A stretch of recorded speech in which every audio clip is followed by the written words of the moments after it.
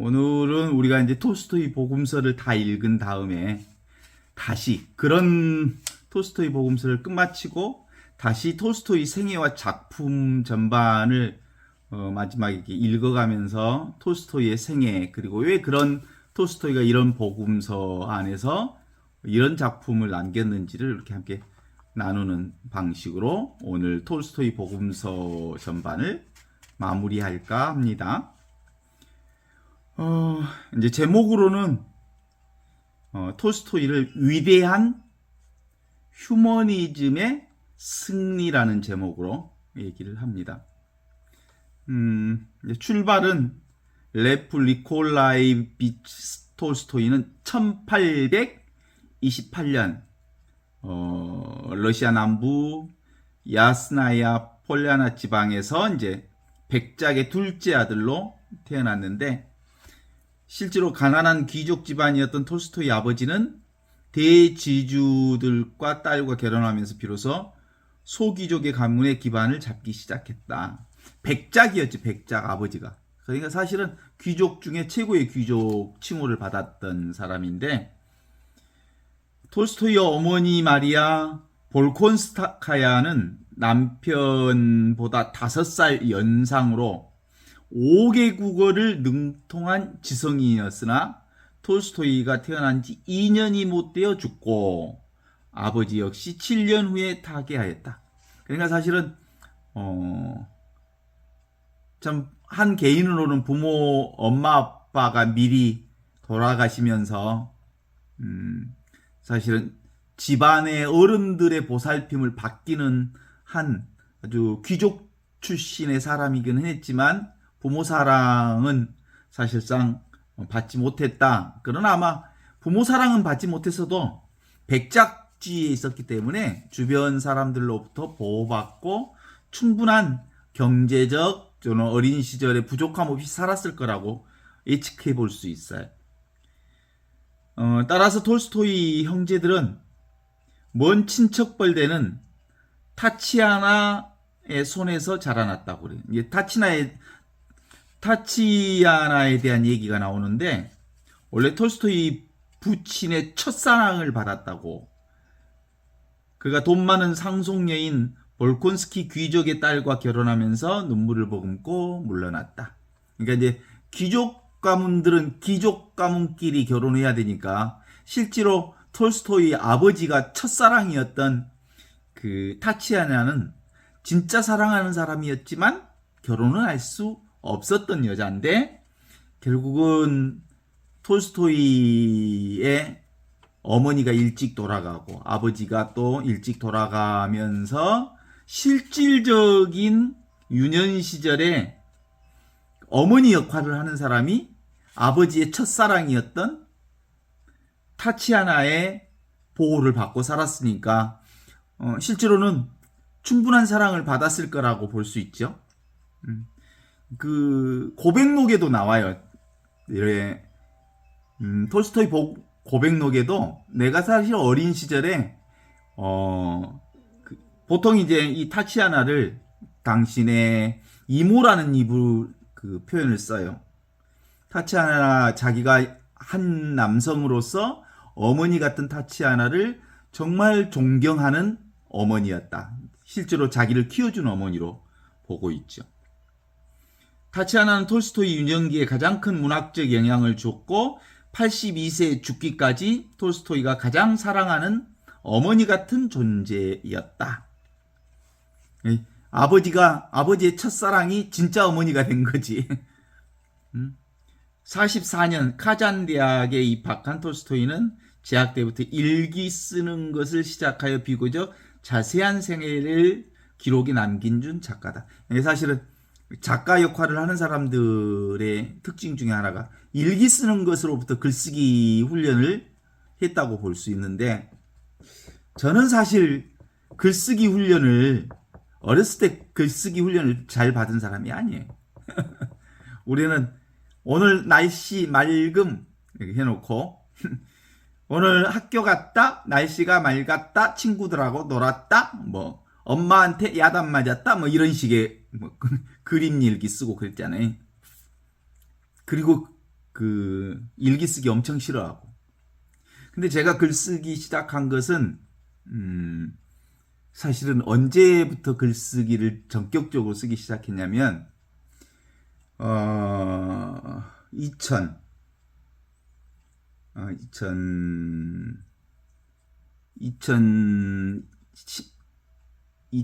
몇 년일까?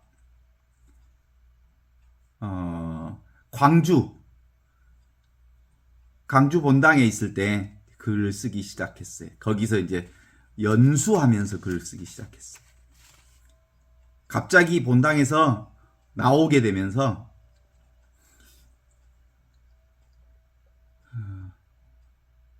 글을 쓰지 않고서는 도무지 삶을 영위할 수가 없었어요. 책을 읽고 글을 쓰는 것이 그때부터 시작이 됐어요. 그러니까 지금으로부터 지금이 2025년이잖아요. 그러니까 2025년이니까 지금으로부터 13년 전? 14년 전. 그런가? 아마 그런 것 같아요. 15년 전부터 글을 아무튼 쓴 것 같아요. 근데 그냥 글을 쓴 게 아니고 매일 글을 쓰기 시작했어요. 매일 글을 쓰기 시작하면서 그때 내가 느낀 것은 글쓰기가 나의 삶의 하나의 수행이었다. 신앙생활의 수행이었고, 그리고 내 삶을 성찰하는 아주 중요한 도구였거든요. 근데 꾸준히 거의 안 빼먹고 10년 동안은 거의 매일 하루도 안 빼먹고 한 꼭지 이상을 썼던 기억이 나요. 그게 글쓰기에 되게 중요했던 기간인데, 톨스토이는 어렸을 때 일기 쓰기 시작했다는데 대문호로 클 수 있는 자양분이 있었던 것 같아요. 대학 시절 당시 그는 재와 악덕 그리고 정욕의 포로가 되어 깊은 고뇌에 빠진 도덕적 해안들을 치밀하게 기록해 놓았다. 그것이 참회록을 쓰는 아주 근거가 된 것 같아요. 톨스토이 참회록 유명하지요. 이게 일기를 통해서 당신 삶을 참회록으로 정리해놨다고 볼 수 있죠. 청년 시절의 톨스토이 정신의 우상은 자연주의자 장 루크 루소의 영향을 받았고, 영국 찰스 다인스, 러시아 작가 푸시킨, 그 다음에 골고루 프랑스 철학자 몽테스퀴, 푸시킨 같은 사람은 카잘 대학을 다녔거든요.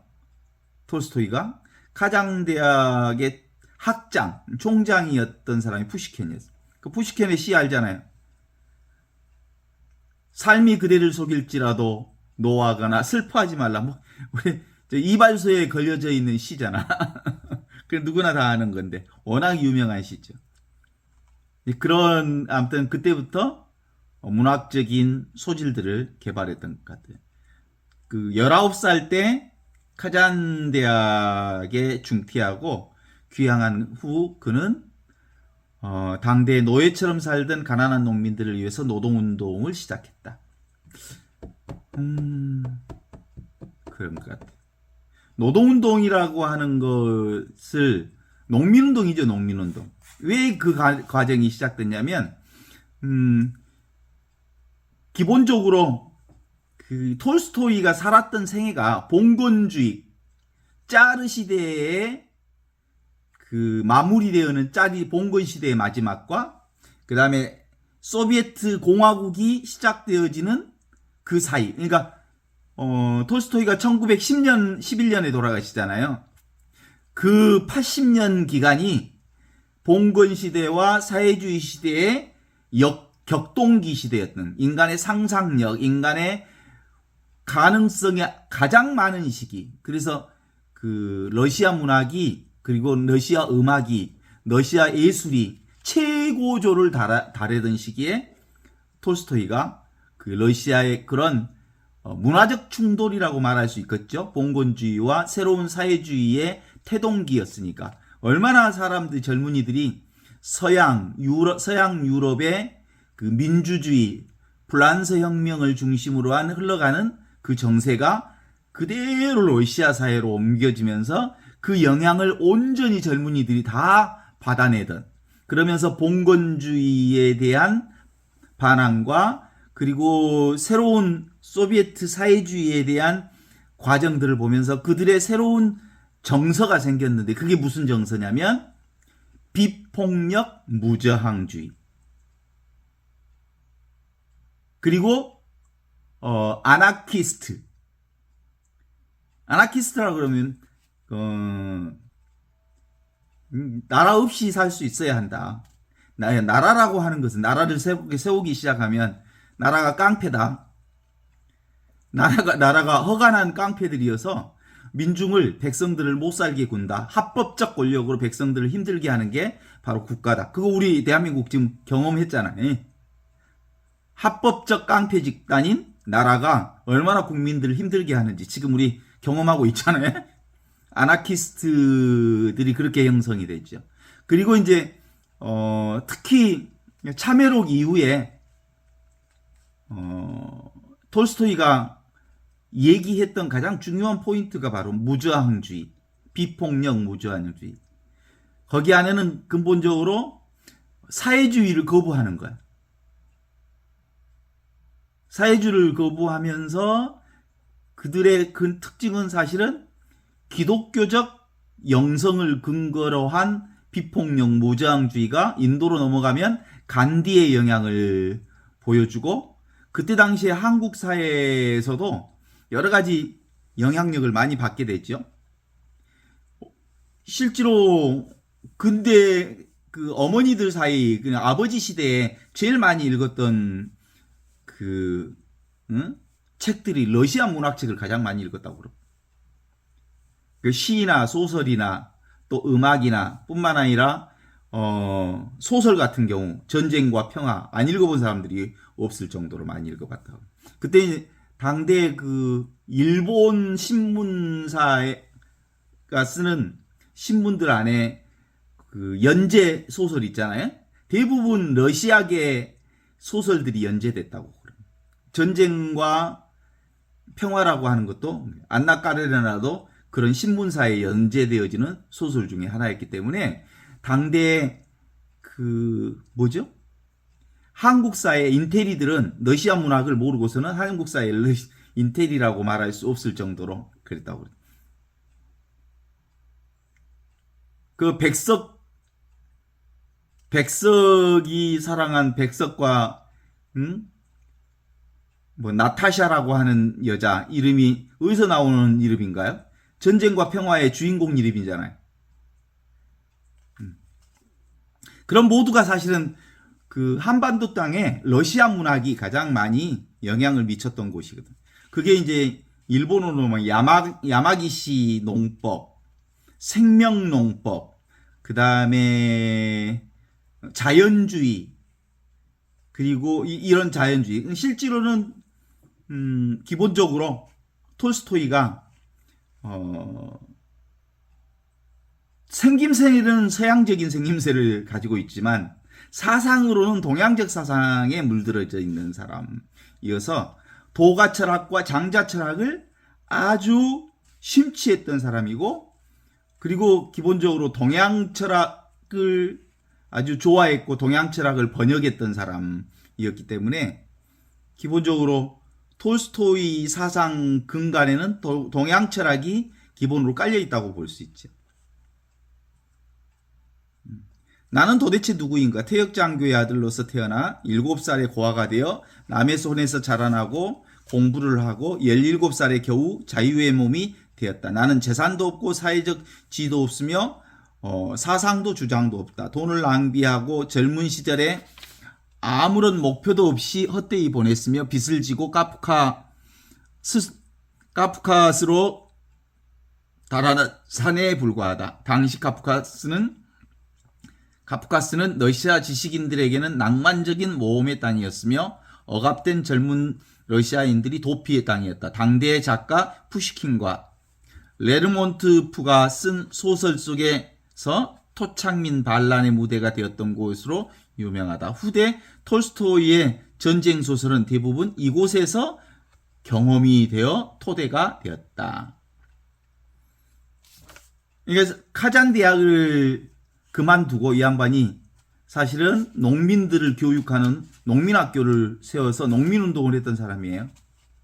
그러니까 실제로는 하층면, 본인의 존재는 귀족이었지만 가난한 사람들의 삶을 몸소 익히고 그들의 삶 안에서 그들의 목소리를 들으려고 했고 그들을 계몽해서 그들이 역사의 중심이 되도록 노력했다가 거기서 사실은 실패하거나 실망했다고 볼 수 있죠. 모르죠. 내가 톨스토이가 아니니까. 이어서 그는 본격적인 집필 활동에 들어가서 3부작 유년시대, 소년시대, 청년시대를 발표했고 세바스토폴 얘기 등 궁복무 시절에 쓴 작품들 그는 제대할 무렵에 이미 작가로서 탄탄한 기반을 닦았다. 벌써 30대 때 작가로서 유명해졌다고 그래요. 참회록에 보면 그런 얘기 나와요.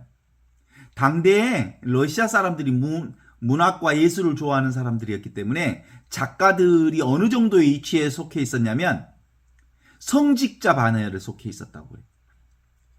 작가들이 얘기하면 지식인의 대표들이 작가들이었고 작가들은 당대의 민중들을 계몽하는 그 계급층에 속해서 그들이 누리는 문학 권력이 대단했다고 그래요.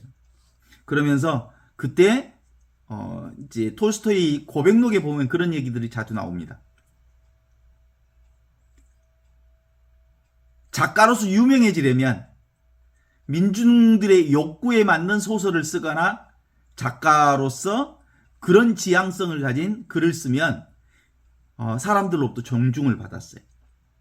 그러니까 민중들이 좋아하는 방식이 뭐겠어요?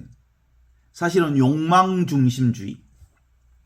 그 다음에 기본적으로 개인 이기주의적인 자유주의적 사상을 기반으로 해서 소설을 쓰면 환호를 받은 거지. 그런 과정에서 자기가 작가로서 성공했을 수 있는 유일한 토대는 자기 나름대로 그 민중들의 욕망을 잘 읽었기 때문에 내가 성공했다. 이렇게 얘기하는 거예요. 민중들의 욕망을 잘 읽었다는 얘기는 민중들의 니드, 필요를 잘 충족시켜줬기 때문에 전쟁과 평화, 안나 까레르나와 같은 대작이 세계적인 문호가 되게 하는 틀이었다고 고백을 해요. 그러다가 이제 50대 때 이제 참회록을 쓰면서 사실상 나는 비신앙인이었다. 그런데 비신앙인이게 된 동기 중에 하나는 신앙인들이 훨씬 더 비신앙인적 삶을 살고 있다는 것을 확보한 거예요. 그게 뭐예요? 요즘 우리가 보이는 교회하고 똑같아요. 러시아 정교회도. 신앙 따로, 삶 따로. 성당에서는 거룩한 기도를 올리는데 성당 밖에만 나오면 욕망 덩어리. 탐진치의 극치를 달리면서도 성당에서는 기도하는 모습을 보인다는 거지. 거기서 이제 참회록 초반전에 자기가 이렇게 출발을 해요. 친구가 있었는데 친구가 함께 잠을 자기 전에 친구가 열심히 무릎을 꿇고 성호를 긋고 기도를 하는 모습을 친구가 보면서 야, 요즘에도 그런 신에게 기도하는 사람이 있냐? 그러면서 조롱을 해. 그러니까 그 친구가 그때부터 더 이상 기도하는 일을 그만두었다. 왜냐하면 사회적 분위기뿐만 아니라 신앙을 가진 성직자 그리고 신앙인들의 이중성이 극에 달했기 때문에 신앙을 갖는다는 것이 아무런 의미가 없다는 것을 알았던 사회적 분위기가 있어서 많은 젊은이들이 신앙으로부터 떠났다. 이런 얘기를 하면서 나는 그 사회적 분위기 때문에 신앙을 그만둔 게 아니다. 자, 이는 뭐라고 하냐면 나는 지식, 책을 많이 읽고 그리고 종교적 성찰, 사회적 성찰, 영적 성찰을 많이 해봤는데 지금의 교회 권력이 예수의 진리하고는 너무나도 다른 모습으로 변질됐기 때문에 성직자들의 삶뿐만 아니라 모두가 다 진리의 본 근원으로부터 멀어져 있다는 사실을 나는 익히 깨달아서 스스로 나는 교회를 그리고 신앙을 포기했다. 이렇게 얘기를 하는. 그러면서 1854년 1월에 군 장교가 된 톨스토이는 이후 전쟁의 화염에 휩싸인 크리미아 전투 전속 명령을 받고 포병 여단에 배속되어서 전투를 참가해 당시 체험을 12월에 세바스토폴이라고 하는 소설로 형상화됐다. 1862년도에는 톨스토이는 모스크바에서 의사 베르스의 딸 소피아를 만나 사랑에 빠진다. 소피아하고 나이 차이가 꽤 나요. 아마 여기 나오죠. 소피아에게 사랑에 빠진 감정을 단어의 첫 자만 따서 백묵으로 테이블 위에 써서 고백한다. 그 장면은 훗날 그의 대표작인 안나 까레리나에서 묘사되어 나온다. 그 무렵 소피아는 한 사관생도와 반약혼한 상태였지만 평소에 톨스토이 작가의 열렬한 팬이었던 터라 톨스토이의 청혼을 받고 즉각 톨스토이에게 청혼에 응하게 된 거죠. 따라서 톨스토이는 34살에 독신 생활을 청산하고 18살 아리따운 아가씨 소피아와 결혼하면서 정서적 안정을 찾아 창작에 전념한다. 이렇게 나오죠. 그러면서 소피아 여기 있지? 톨스토이 아내 이름이 소피아라니까. 소피아하고 나이가 몇 살 차이? 18살 차이가 나고 막. 그리고 톨스토이가 워낙 악필이었기 때문에 톨스토이가 소설을 쓰면 소피아가 다 정리해줬대. 다시 써가지고 출판사에다가 원고를 다 넘겨주고 그랬다는 거예요. 실제로는 너무너무 악필이어서 출판사가 도무지 톨스토이의 글을 알아볼 수가 없어서 그걸 다시 썼다는 거예요. 누가? 소피아가. 그러니까 실제로 전쟁과 평화와 안나 까레리나라고 하는 이 소설은 실질적으로 안나 까레리나의 정성이 훨씬 더 많이 들어갔다고. 전쟁과 평화는 역사소설의 한계를 뛰어넘은 웅장한 러시아 서사시뿐만 아니라 인생의 백과사전으로 평가를 받고 있지만 결국은 세 가족의 연대기를 보여주는 소설 안나 까레리나는 당대의 문호 톨스토이옙스키의 유럽 문학에서 이 소설과 비교할 수 있는 작품은 하나도 없다고 극찬할 정도다. 그러니까 결국은 안 바꾼다고 그러잖아요. 러시아에서 톨스토이는 러시아의 자랑 중에 자랑이. 그렇지만 그 무렵 그는 인생의 깊은 허미를 빠지면서 삶에 대한 회의와 죽음의 공포로 정신적 갈등을 일으키고 그 기간 동안 쓴 톨스토이의 참회록 2장을 보면 톨스토이가 얼마나 자신의 현실을 비극화시켰으며 가혹한 범민에 사로잡혀 있었는지를 알 수 있다. 그러니까 실제로 이제 50세가 되면서 인생 전환기를 인생 50대가 참 그런 거예요. 갱년기에 왜 살지? 내가 이렇게 사는 게 무슨 의미가 있지? 그러면서 이제 세상을 새롭게 보는 거죠. 그러니까 그래서 보통 인생 50대, 60대를 뭐라고 그래? 사춘기가 아닌 사축이라고 그러잖아. 이 사춘기 때 드디어 참회록을 쓰면서 완전히 방향을 바꾸는 거예요.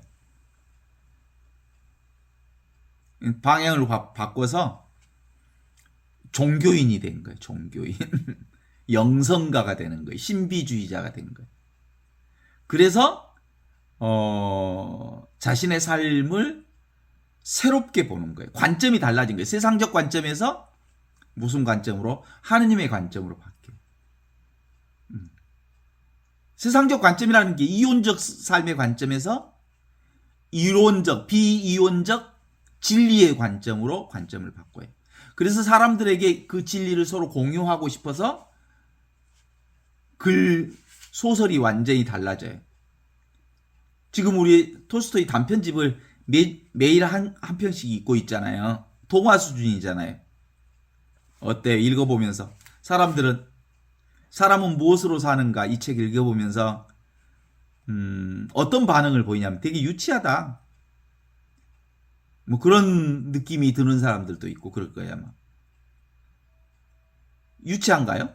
그런 유치한다고 생각하는 사람이 있대요.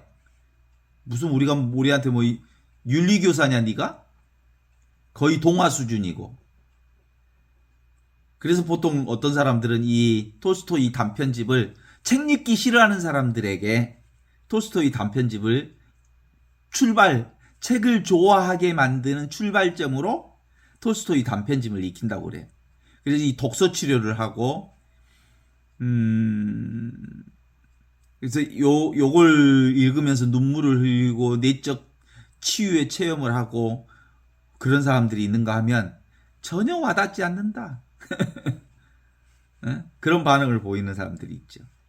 그래서 왜 그러면 톨스토이가 이렇게 그 동화 수준의 그 전쟁과 평화라고 하는 세계적인 문호가 어마어마한 대작을 쓴 사람이 단편 동화 수준으로 떨어졌나? 그러면 진리를 전하는 방식을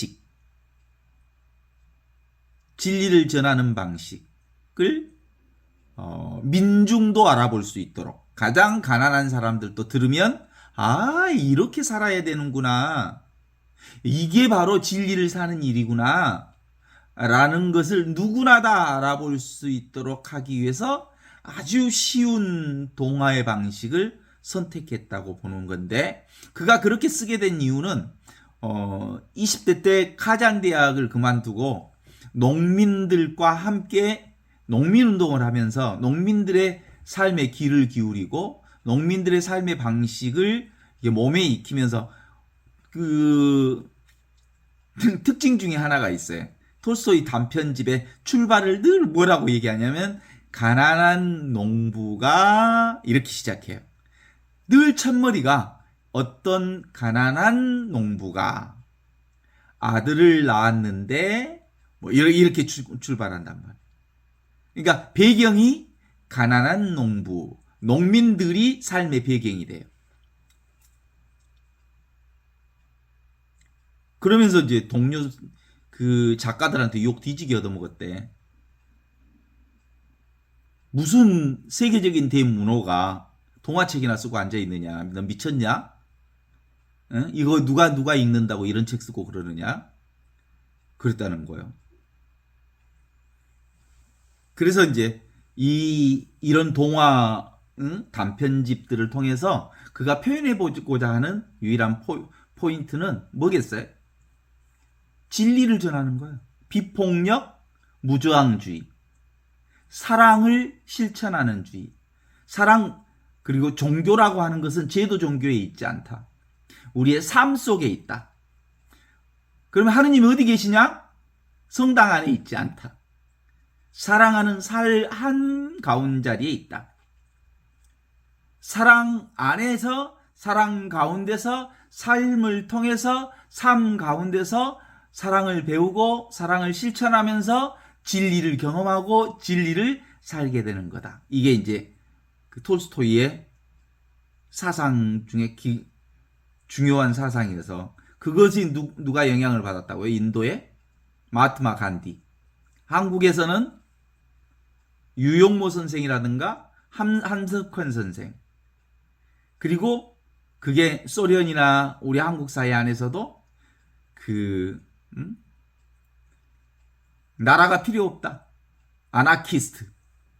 또는 저기 일본으로 넘어가면 야마기시 운동, 자연운동, 자급자족운동, 농민운동, 자급자족해서 땅을 일구면서 사는 일, 가장 자연스러운 삶을 살아가는 일, 이것이 삶의 배경 중에 가장 최고의 삶이다라고 하는 그런 사상적 바탕이 들어있는 거죠. 그죠? 우리가 지금 톨스토이 복음서를 읽으면서도 느낌이 그렇잖아요.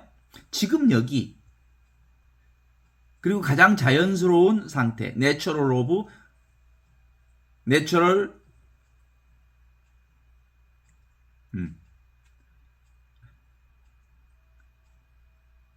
가장 자연스러운 상태가 진리를 사는 사람이다.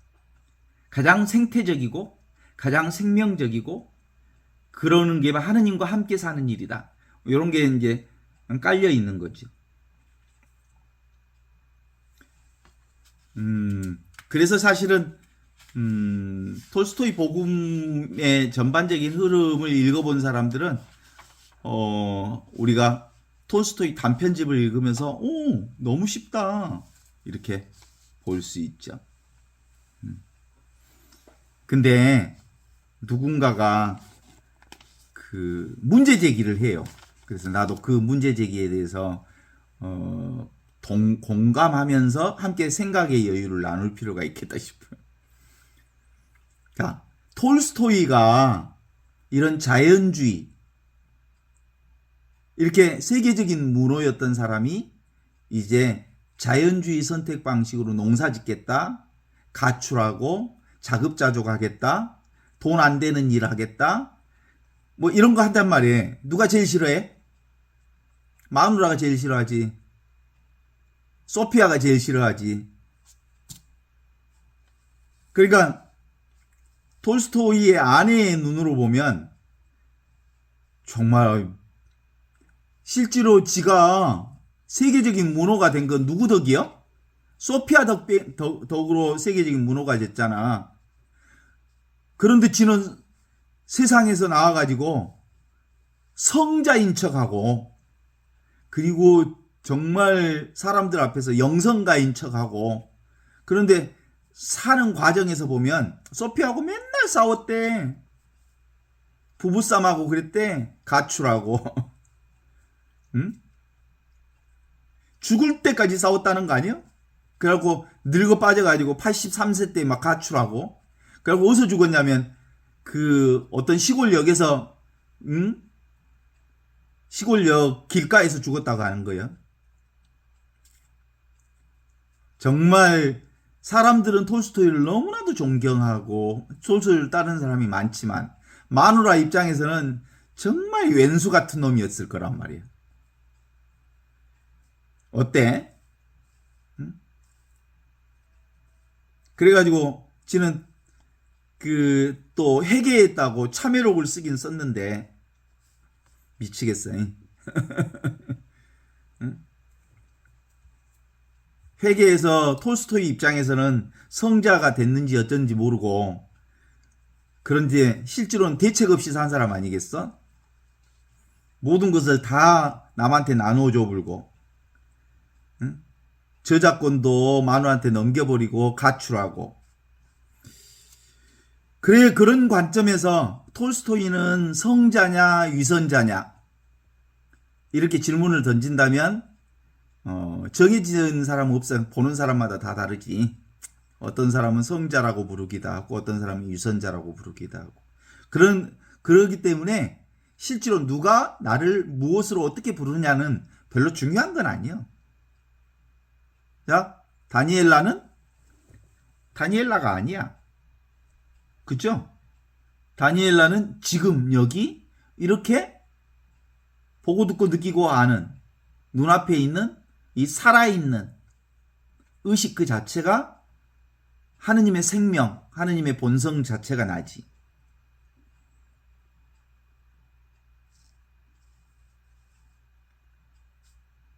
그런 점에서 이제 우리의 삶 자체도 누가 어떻게 평가하는가 하는 부분은 별로 중요한 부분이 아니에요. 우리가 톨스토이 복음서를 확인하면서 공부하면서 느낀 점이 있다면 그게 뭐겠어요? 정말 내가 지금 여기 이 순간 나로서 살고 있느냐. 이게 가장 중심 테마로 읽을 수. 왜냐하면 살아계신 하느님과 함께하고 있느냐, 내 살림살이를 살고 있느냐, 정직하게 나로서 나답게 내가 되어서 나의 삶을 살고 있느냐가 중요한 거지. 누가 나를 어떻게 보느냐는 그렇게 중요하지 않아요.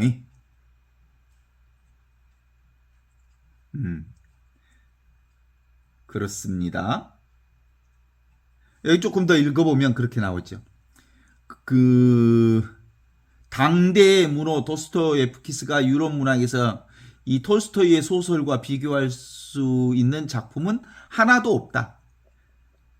톨스토이 작품을 따라갈 만한 작품은 없다라고 극찬할 정도였다. 그러나 그 무렵 그는 인생의 깊은 허미에 빠져들면서 삶에 대한 회의와 죽음의 공포로 정신적 갈등을 일으키면서 그동안 톨스토이는 참회록을 쓴다. 나는 수년 동안 공포와 혐오감과 마음의 고통으로 삶을 지새웠다. 전쟁에서 사람을 죽였고 결투를 했으며 카드 노름으로 큰 돈을 잃었다. 농민들을 착취하고 형벌에 처했으며 거짓말, 강탈, 강간, 음주, 살인, 그게 내가 저지른 범죄들이었다. 그럼에도 불구하고 사람들은 작가인 나를 대단히 많이 존중하고 숭배했으며 도덕적인 인물로 지켜 세웠다. 나는 10년을 이렇게 방탕하게 살면서 집필을 계속했다. 참으로 허영과 욕망과 오만의 세월이었다. 나 이 글을 읽으면서 꼭 나를 읽은 것 같아. 내 신부 생활하면서 엄청 존경받고, 그리고 그 신부님 하면서 30대 초반의 사람을 극찬하는 얘기를 들으면서 살았어요. 근데 나의 삶을 들여다보면 사실상 형편없는 나를 신부님 하고 이렇게 그 존경의 눈빛으로 보내주는 것이 실제로는 그것이 나를 허영과 욕망과 오만의 세월을 보내게 한 근거예요. 비슷해요. 그래서 톨스토이는 그 비극적 삶 속에서도 점차 신앙에 접근해 가지고 있었다. 과학, 철학, 예술에서 얻지 못했던 해답을 종교에서 찾으려고 했다. 따라서 그는 문학 창작 생활을 접고 종교에 귀착하는 거예요. 그래서 그때부터 신학과 복음서에 몰두하였고 교의 신학 비판, 교리서를 당대 그리스도교 교리서를 보면서 진리를 가두는 감옥이다. 요약복음서, 그게 이 요약복음서가 뭐예요? 톨스토이 복음서죠. 참회록 등 저서를 내면서 자신의 인생관과 철학사상을 체계화시켰다. 참회록을 쓰면서 바로 신학, 그리고 교의신학 비판, 그리고 복음서를 통해서 자신의 신앙을 다시 설정했다고 하는 거죠. 그것이 바로 오늘날 우리들이 말하는 소위 톨스토이 주의 사상이다. 톨스토이는 그리스도 교회의 규칙인 계명을 자신의 입장에서는 이렇게 설명한다. 예를 들어 어린이를 죽이려고 하는 강도는 죽여도 좋은가? 라고 그에게 질문했을 때 그는 어린이의 생명이 강도의 생명보다 더 귀중한 것이라고 누가 정했습니까? 라고 반문하는 것이었다. 분별하지 말자는 거예요. 어떤 생명이든 귀하고 천한 생명은 없다. 생명 그 자체로 소중하다고 본 거죠. 톨스토이는 이렇게 하느님이 정한 규칙을 실현하는 것을 우리 인생의 뜻으로 삼았다. 당시 작가 뚜르게네프가 톨스토이에게 쓴 편지를 보면 그가 종교에 너무 심취한 나머지 주위의 문학가들을 안타깝게 했다는 사실을 알 수 있다. 그러니까 잘 나가던 세계적인 문호가 완전히 또라이가 된 거예요. 작가들 입장에서 보면 저 새끼 이상한 놈 됐네. 뭐야? 신비주의로 바뀌었네? 뭐 이상한 소리만 하고 돌아다니네? 그런 거죠. 바보 2반이 된 거예요. 바보 2반. 현재 러시아에서 당신과 어깨를 견줄 만한 작가가 없다. 그런데 당신은 왜 작품을 안 쓰고 종교에 빠져 있는가? 당대 최고의 작가였는데 왜 그런 작품을 계속 안 하고 단편 같은 것 이상한 짧은 얘기들 몇 편씩 쓰고 그러느냐 이런 얘기 있죠. 당신은 성서와 복음서와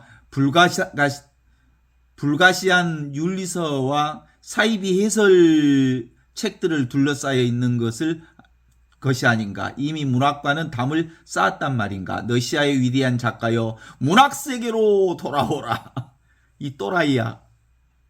그는 주위의 충고에도 아랑곳없이 타락한 교회를 비판하고 온시 그리스도교로 돌아갈 것과 악에 대한 무저항주의와 자기 완성을 향한 사랑의 정신으로 인간성을 회복하자고 외쳤다. 그는 악에 대해 힘으로 맞서지 말자고 주장한다. 오늘 우리가 단편선으로 읽는 대자의 내용에 보면 그가 사실은 사람을 죽인 뒤로 인간 세상에 개입하는 뒤로 인간 세상이 복잡해졌죠. 아버지를 꿈에서 보고 그 다음에 데모님을 꿈에서 보고 그리고 그의 개입해서 여러 가지 관계 더 복잡스럽게 만들어 놓은 거예요.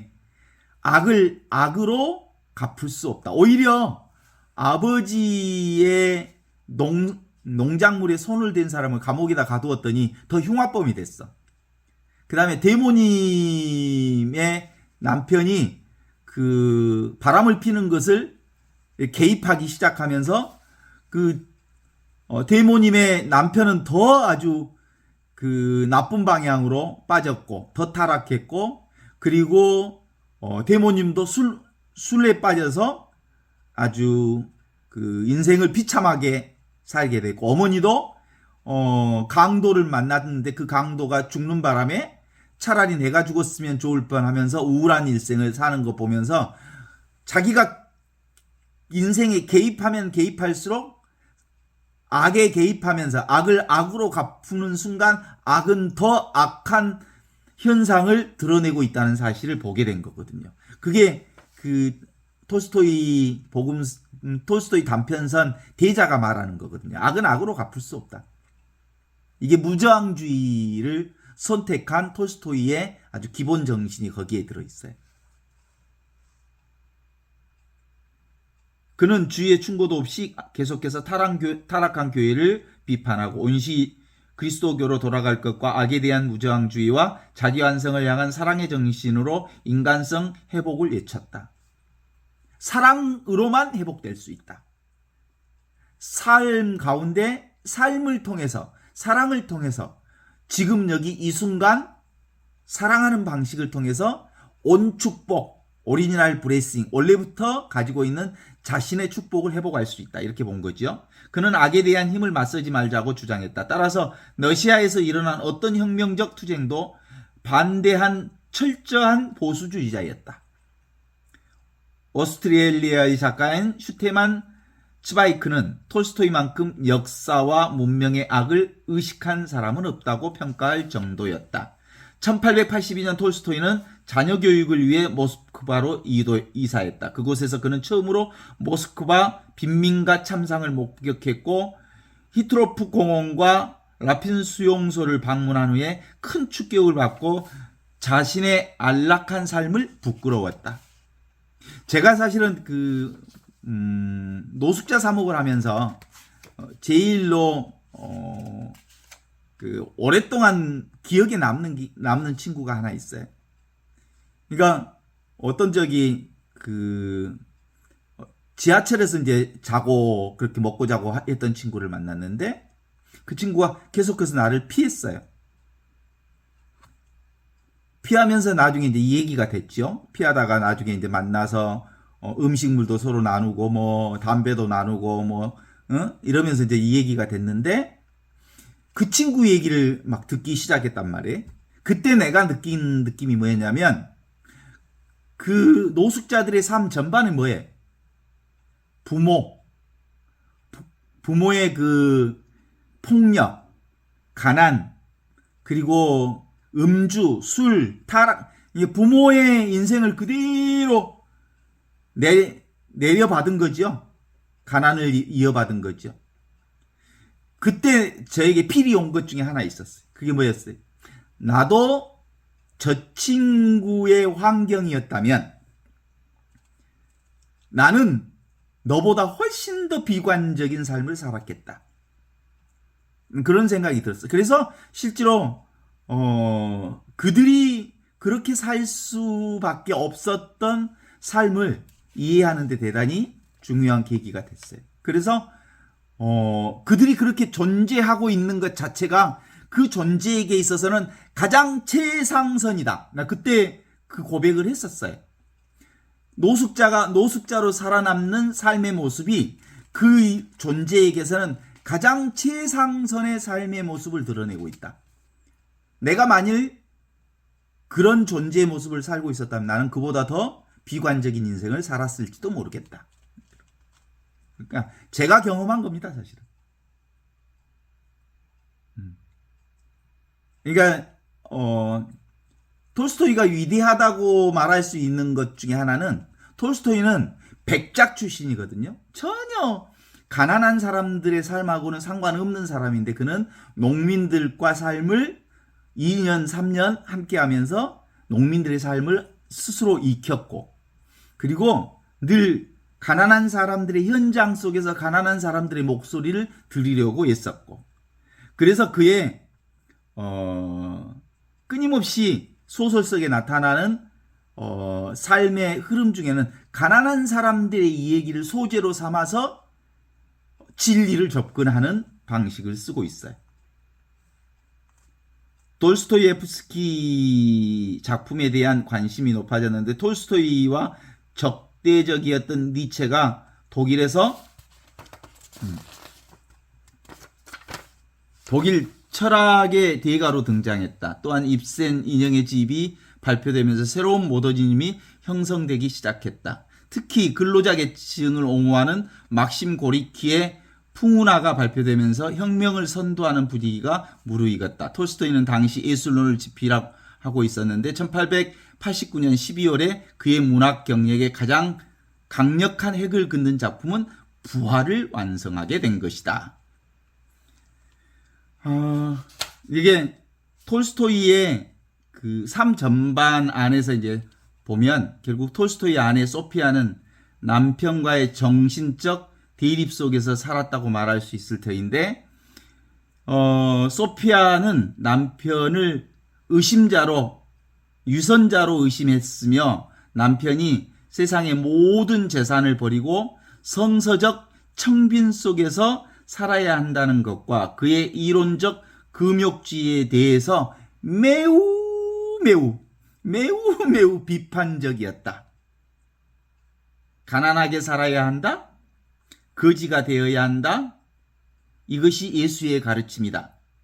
이 가르침을 따르지 않고는 어느 누구도 하느님 나라에 들어가지 못하며 세상에선 결코 행복할 수 없다. 이렇게 톨스토이가 평소에 늘 이렇게 주장했는데 그렇게 주장할 때 소피아가 뭐라 했겠어? 그게 바로 영적 허영심에 가득 찬 사람의 이야기다. 남편은 맨날 성직자 같은 얘기를 하고 돌아다녔을 때 소피아는 자신의 두 아들의 어머니이자 남편을 보살피는 아내로서 남편의 금욕주의적 생활을 수용할 수가 없었던 것이다. 게다가 근위장교 출신으로 톨스토이의 제자가 된 첼토코프와 소피아의 갈등과 불안은 그를 오랫동안 괴롭혔다. 예, 톨스토이를 성인으로 영성가로 보는 반면에 톨스토이를 위선자로 보는 사람이 있다니까? 그쵸? 그런 점에서 우리의 판단은 뭐예요? 그가 쓰는 소설 안에서 나타나는 것처럼 우리에겐 얼마만큼의 땅이 필요한가? 또는 우리는 무엇으로 사는가? 몇 벌의 옷이 있으면 좋겠는가? 성서에는 몇 벌을 가지면 된다 그러지? 여벌 옷도 가지지 말라 그랬거든. 그죠? 그냥 있는 그대로 살아라 그랬거든.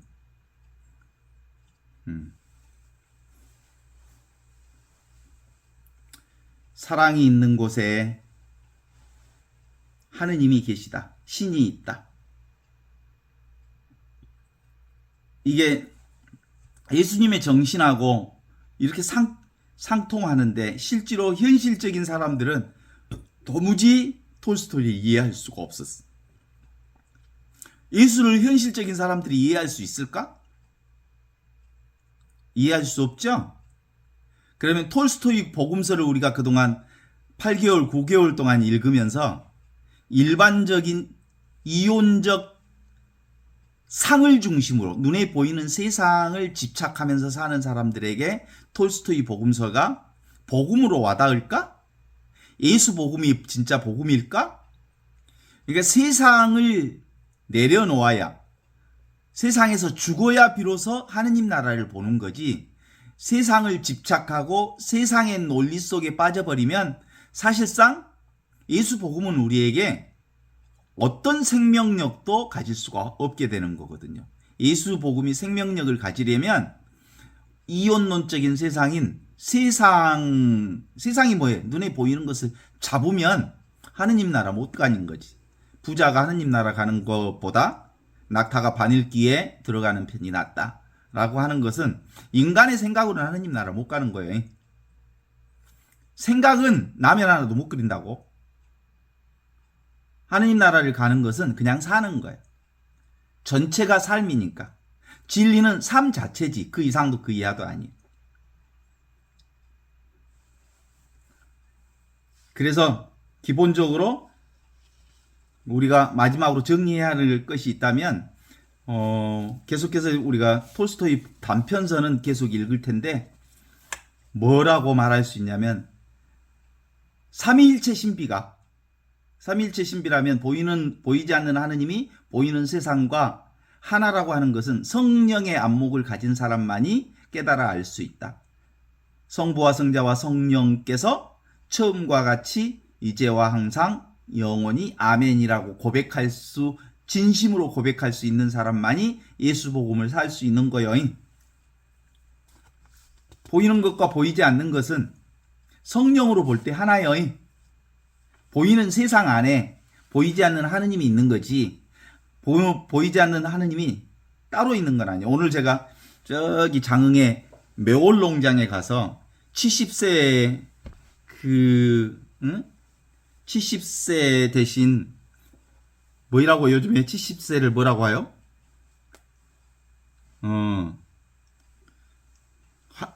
칠순잔치는 아니고 칠순잔치 우리가 같이 밥이나 먹읍시다 그래서 갔다 왔는데 그 얘기하여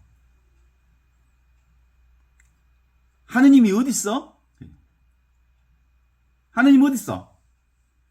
밥 먹으면서 그 얘기하죠. 하느님 여기 있잖아. 네 옆에, 네 앞에, 네 옆에, 네 앞에, 네 앞에 사람이 바로 하느님이지. 그죠? 사람이 하느님이에요, 사람이. 그래서 최재우라고 하는 그 동학의 교주는 인내천을 얘기한 인간이 곧 하느님이다.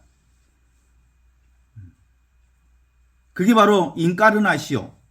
성탄축일이잖아, 성탄. 하느님이 사람이 되셨어. 그리고 사람이 되신 하느님이 지금 여기 살고 계셔. 그리고 그 사람이신 하느님이 십자가에서 돌아가셨어. 그런데 사람이신 하느님이 십자가에서 돌아가셨지만 하느님은 결코 돌아가신 적도 없고 어떤 흠집도 없고 어떤 훼손도 없어. 늘 지금 여기 우리와 함께 하느님의 생명이 우리와 함께 계시다. 이것이 계속 이어지는 얘기를 하고 있는 거죠. 톨스토이는 근본적으로 인간 속에 하느님의 사랑이 있다. 이렇게 보는 거예요. 톨스토이가 말하는 중요한 세 가지를 얘기하잖아요. 이 세상에 가장 중요한 순간은 지금 이 순간. 이 세상에서 가장 소중한 사람은 지금 눈앞에 이 사람. 이 세상에서 가장 소중한 일은 지금 하는 일. 결국은 톨스토이의 마지막 모든 일은 지금 이 순간 눈앞에서 일어난 그 모든 일이 살아계신 하느님을 드러내고 있다. 신은 머릿속에 있지 않고 지금 있다, 여기 있다, 이 순간에 있다. 이게 톨스토이 복음의 아주 중요한 모티브를 단편선을 통해서 또 확인해 보는 시간을 갖도록 하겠습니다.